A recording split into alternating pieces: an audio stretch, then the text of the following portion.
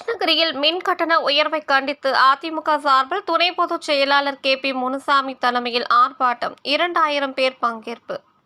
கிருஷ்ணகிரி கிழக்கு மாவட்ட அதிமுக சார்பில் தமிழக அரசை கண்டித்து புதிய பேருந்து நிலையம் அருகே கண்டன ஆர்ப்பாட்டம் நடைபெற்றது. இந்த ஆர்ப்பாட்டத்திற்கு கிழக்கு மாவட்ட அதிமுக செயலாளர் அசோக் குமார் முன்னிலை வகித்தார். அதிமுக துணை பொதுச் செயலாளர் KP முனுசாமி தலைமை வகித்து ஆர்ப்பாட்டத்தில் கலந்து கொண்டு கண்டன உரையாற்றினார். இந்த கண்டன ஆர்ப்பாட்டத்தில் தமிழகத்தில் அண்மையில் உயர்த்திய மின்கட்டண உயர்வால் ஏழை எளிய நெசவாளர்கள், சிறு குறு தொழிலாளர்கள் பெரும் அளவில் பாதிக்கப்பட்டுள்ளனர். உயர்த்தப்பட்ட மின் கட்டணத்தை திரும்ப பெற வேண்டும்.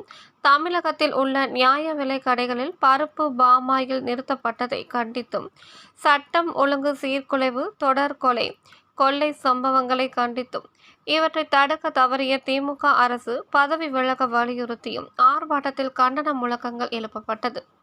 இந்த ஆர்ப்பாட்டத்தில் கிழக்கு மாவட்டத்தில் இருந்து சுமார் 2000 பேர் கலந்து கொண்டு கண்டன கோஷங்களை எழுப்பினர். நியாய விலை கடைகளில்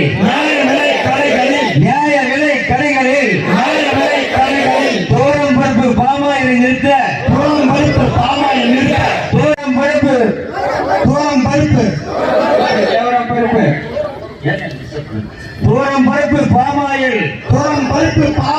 நிறுத்த முயற்சிக்கும் விடியா திமுக அரசை கண்டிக்கிறோம்.